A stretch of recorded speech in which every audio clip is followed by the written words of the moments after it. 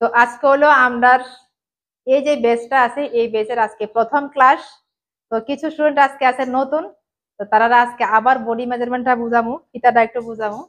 তো তুমি ফিতার মাপ বুঝো নি? বুঝো না? ওই দেখো না, না তো আমি কয়ে দিই, এদিকে হচ্ছে ইঞ্চি, এটা হলো সেন্টিমিটার। যখন আমরা কোনো কিছু কাটি তখন আমরা ইঞ্চি দিয়া করি, আর যখন কাপড়ের মাপ আমরা নিই তখন নিই আমরা সেন্টিমিটার। ঠিক আছে? এবার একজন আয়ো, তুমি আয়ো। তাহলে প্রথমত বডির মেজারমেন্টটা তুমি কেমন নেবা? যখন কোনো কাস্টমার আয়ে, ধরো হেয়ার কাছে কোনো ব্লাউজ নাই, ধরো হেয়ার কাছে কোনো ব্লাউজ নাই, তুমি হেয়ার বডি থেকে মাপ নিয়ে মাপ ব্লাউজটা করবা। তাহলে প্রথমত লইবা কি লম্বা। তো লম্বার মাপ যখন আমরা লই, লম্বার মাপটা মহিলাদের ক্ষেত্রে সবসময় সামনের দিক থেকে নেবা। কেন কও তো?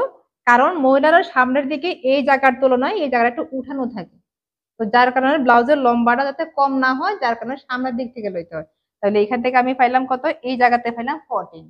এবার এই মাপটাই দেখো পেছন থেকে, যখন আমি পেছন থেকে নিলাম তখন দেখো 13। 1 ইঞ্চ কমে গেছে। কি কারণে? কারণ এই জায়গাটা সমান। যার কারণে মহিলারা যখনই ব্লাউজের মাপ নিবা তখন লম্বা অনুসারে এদিক থেকে ব্লাউজের মাপটা নিবা। আর যদি মনে করো না তোমার মাপ নিতে অসুবিধা হয়, তুমি নতুন বুঝতে পারতেছো না, তখন কি করবা, সাইজ অনুসারে যে লম্বাটা দিয়া থাকে আমরা প্রথম প্রথম ওই অনুসারে করবা, ব্লাউজ পারফেক্ট হবে, কোনো অসুবিধা হইতো না।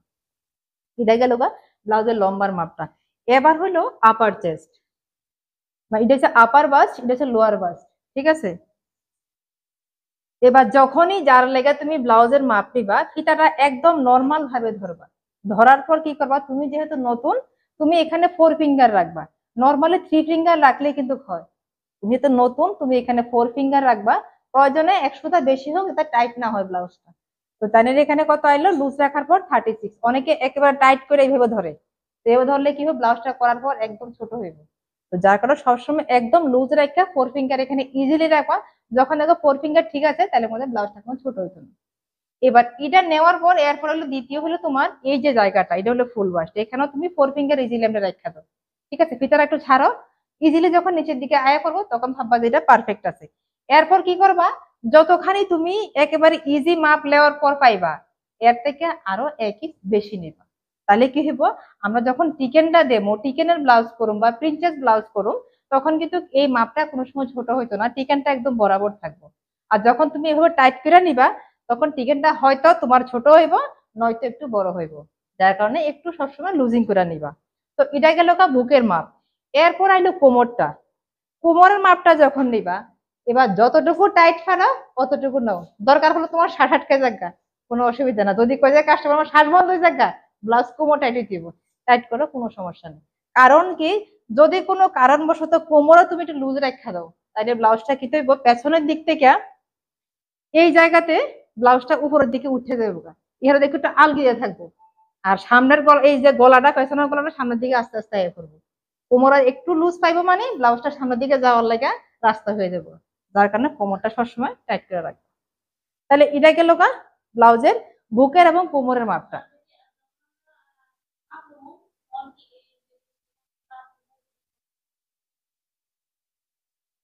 যার যা পাইবা তাই লইবা।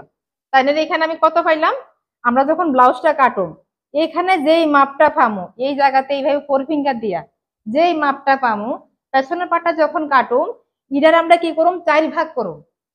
তাহলে হ্যাঁ, যা পাইবা, হ্যাঁ, হ্যাঁ, যা পাইবা ওইটা 4 ভাগ করবা। এবার 36 হইলো, ওইটা 4 ভাগ করবা। 37 হইলো, ওইটা 4 ভাগ করবা।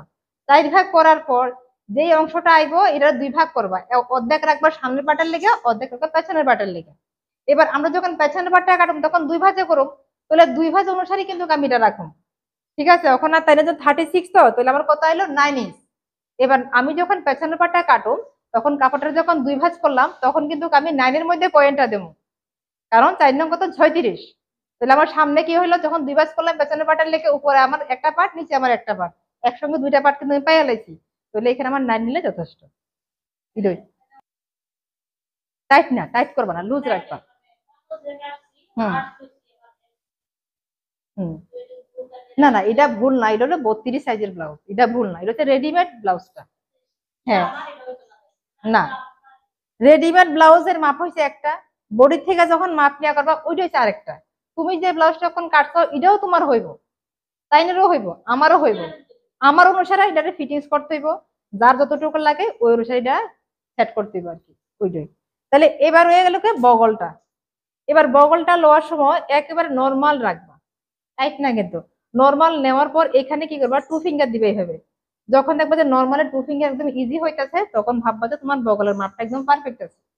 আর যদি এখানে খুব টাইট লো বগল, না না এমনি, এই যে একটু ক্লোজের থেকে ইয়া করো, এইভাবে, এই যে এমনি না কিন্তু, এইভাবে খাড়া করে আর কি আঙুলটারে।